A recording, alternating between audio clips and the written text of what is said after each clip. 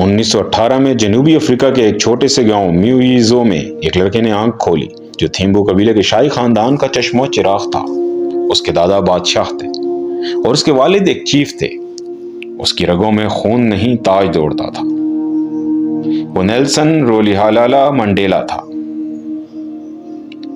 लेकिन इस सरजमीन पर एक और ताज था, सफेद फार्म हुकूमत का ताज जो कालों को गुलाम समझती थी। मंडेला ने एक मिशनरी स्कूल में तालीम हासिल की। यहाँ एक उस्ताद ने इसे अंग्रेजी नाम नेल्सन दिया क्योंकि एक अफ्रीकी नाम का तलफ़ुज़ सफेद फार्मों के लिए मुश्किल था। वो छोटा सा लड़का समझ गया कि इस सरजमीन पर इसकी अपनी शनाख्त भी इसे चुरा कर रख दी गई है।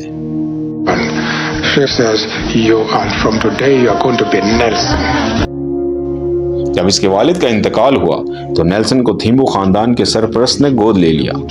उसे एक चीफ बनने की तरबियत दी गई, लेकिन मंडेला ने फोर्ट हेयर यूनिवर्सिटी में दाखिला लिया जो उस वक्त वाहिद ब्लैक यूनिवर्सिटी थी। वहां इसने पहली बार सियासी शऊर को छुआ। एक तलबा एहतजाज की क़यादत करने पर इसे निकाल दिया गया और उसे बताया गया शहजादों को खामोश रहना चाहिए। तब उसने जवाब दिया, मैं पहले इंसान हूं फिर शहजादा। वो साउथ अफ्रीका के सोने की कानों वाले शहर जोहानिसबर्ग फरार हो गया। वहां वो एक वकील बनने के लिए पढ़ने लगा और वहीं इसने देखा सियाफाम कानकुन अपने ही मुल्क में परदेसी थे। उन्हें घर खरीदने, सड़क पर चलने, हत्ता के जिंदा रहने के लिए भी इजाजतनामे चाहिए थे। मंडेला ने कहा, हम अपने ही मुल्क में कैदी हैं। 1944 में मंडेला ने अफ्रीकी नेशनल कांग्रेस में शमूलियत इख्तियार की। वो एक नौजवान वकील था, अच्छे कपड़े पहनता, बॉक्सिंग करता था, लेकिन इसके अंदर आग थी। इसने ANC की एक नौजवान लीग बनाई और एक नया मंशूर लिखा। इस्तदा का जमाना गुजर गया, अब मुतालबे का जमाना है।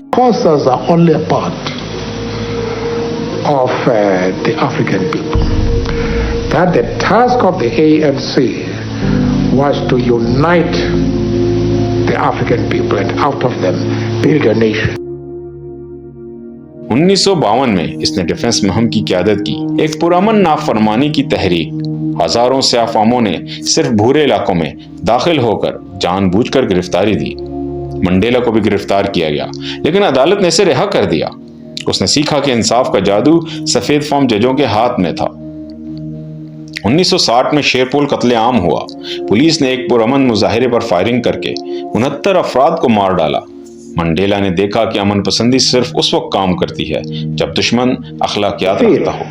That it is useless and futile for us to continue talking peace and non-violence against a government whose reply is only savage attacks on an unarmed and defenseless people. उसने एक खुफिया फौजी विंग बनाया, ओम कोंटोवी सीजवियो, कौम के नेज़े। वो खुद मुकदमे में गया और एक वर्दी पहनकर अदालत में पेश हुआ, जिसे बाद में इसने कहा, मैं एक सिपाही हूं और मैं अमन के लिए लड़ रहा हूं। हुकूमत ने इसे गद्दार करार दिया, लेकिन मंडेला ने अपने दिफा में 3 घंटे की तकरीर की जो आज तक तारीख में दर्ज है। मैं एक जमहूरी और आज़ाद माशरे के लिए लड़ने को तैयार हूँ जहाँ सबको हम आहंगी और मौके हासिल हों। ये एक ऐसा आइडियल है जिसके लिए मैं जीने और अगर जरूरत पड़ी तो मरने को भी तैयार हूँ। 1962 में मंडेला को गिरफ्तार कर लिया गया। इसे कोट कैप के खौफनाक रॉबिन जजीरे की जेल में बंद किया गया, एक ऐसी जेल जहां से वापसी का तस्वर भी मुश्किल था। इसे उम्र कैद की सजा सुनाई गई। जेलर ने कहा, यहां तुम्हारी मौत होगी मंडेला, तुम्हें कोई याद नहीं रखेगा। लेकिन मंडेला ने जेल को यूनिवर्सिटी बना दिया। उसने अपने साथी कैदियों को पढ़ाया, कानून सिखाया, सियासत सिखाई। उसने जेल के सहन में पत्थर तोड़े, एक ऐसा काम जो सफेद फार्म कैदियों के लिए भी सख्त था, लेकिन वो हंसता रहा। रात को वो अपने सेल में पोशीदा कागजात पर अपनी याददाश्तें लिखता था। उसने कहा, आज़ादी वो लज्जत है जिसे जेल में बंद आदमी ही समझ सकता है। उसके बेटे ने शादी की, उसकी मां मर गई और इसकी बीवी विक्टोरिया इससे बिछड़ गई, और मंडेला ने कभी आंसू नहीं दिखाए। जेलर ने बाद में बताया, वो हर रोज सुबह 4 बजे उठता, वर्जिश करता और फिर कैदियों को सलाम करता। हम जेलर थे, लेकिन वो हमारे जहनों का मालिक था। 27 साल 10,000 दिन वो दुनिया का सबसे मशहूर कैदी बन गया। बैरून मुल्क मुहिम चली, फ्री नेल्सन मंडेला, स्टेडियम भर गए, गुलकारों ने गीत लिखे, हुकूमतों ने पाबंदियां लगाईं। साउथ अफ्रीका की सफेद फार्म हुकूमत ने महसूस किया कि वो किसी को कैद कर रही है جو پہلے ہی ایک زندہ علامت بن چکا ہے۔ 1990 میں صدر FW کلارک نے خطرناک فیصلہ کیا۔ اس نے منڈیلا کو رہا کرنے کا حکم دیا۔ 11 فروری 1990 کو 71 سالہ نیلسن منڈیلا نے روبن جزیرہ کے گیٹ سے باہر قدم رکھا۔ وہ سیدھا کھڑا تھا، اپنی مٹھی بلند کیے ہوئے، اور اپنی ہی آزادی پر رونے کے بجائے مسکرایا۔ دنیا نے دیکھا ایک بوڑھا آدمی 27 سال کی قید کے بعد، بغیر غصے کے، بغیر بدلے کے۔ اس نے کہا، میں جیل سے نکلا ہوں لیکن میں نفرت وہیں چھوڑ آیا ہوں۔ اس نے حکومت کے ساتھ مذاکرات شروع کیے۔ جس نے اسے جیل میں سڑایا تھا، اس نے ڈی کلارک کے ساتھ ہاتھ ملایا۔ کالوں نے اسے غدار کہا، تم نے معافی مانگ لی، تم نے انہیں بچا لیا۔ منڈیلا نے کہا، اگر میں انتقام لیتا ہوں تو یہ ملک جل جائے گا، میں ایک بہتر راستہ چنتا ہوں۔ 1993 میں اسے اور ڈی کلارک کو مشترکہ طور پر نوبل امن پرائز ملا، لیکن سب سے بڑا انعام 1994 میں آیا۔ ساؤتھ افریقہ کے پہلے مکمل طور پر جمہوری انتخابات، سیاہ فام، سفید فام، ہندوستانی، مخلوط، سب نے ووٹ ڈالا اور وہ منتخب ہوا۔ صدر نیلسن منڈیلا، وہی شخص جسے کبھی ووٹ ڈالنے کا حق بھی نہیں تھا۔ منڈیلا کو ایک تباہ شدہ ملک ملا۔ سیاہ فام غریب تھے، سفید فام خوفزدہ تھے، فوج بکھری ہوئی تھی، اور اس نے ایک ایسی پالیسی بنائی جسے دنیا نے پاگل پن کہا، سچائی اور مفاہمت کمیشن۔ اس نے ڈیسمنڈ ٹوٹو کو سربراہ بنایا، جس کا کام تھا دونوں طرف کے ظالموں کو سامنے لانا، لیکن سزا دینے کے بجائے معافی دینا۔ اس نے ایک تقریب میں سفید فام پولیس افسر کے سامنے گھٹنے ٹیکے جو اسے جیل میں مارتا تھا۔ اس نے کہا، تمہیں معاف کیا، اب اپنے گھر جا کر امن سے سو۔ اس نے قومی رگبی ٹیم کی حمایت کی جو سفید فاموں کی علامت تھی۔ جب ساؤتھ افریقہ نے 1995 میں ورلڈ کپ جیتا تو منڈیلا نے سفید فام کپتان کی شرٹ پہن کر ٹرافی پیش کی۔ سیاہ فام سٹیڈیم میں چیخ اٹھے، نیلسن نیلسن، سفید فام رو پڑے۔ اس ایک لمحے میں اس نے ایک قوم کو جوڑ دیا تھا۔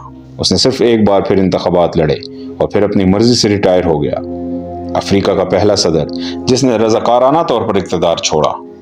اس نے کہا، بہترین رہنما وہ ہے جو اپنی قبر پر ایک نیا درخت لگا کر جائے، اپنا مجسمہ نہیں۔ صدارت کے بعد منڈیلا نے اپنا زیادہ تر وقت ایڈز کے خلاف جنگ، بچوں کی تعلیم اور اپنے گاؤں میں گزارا۔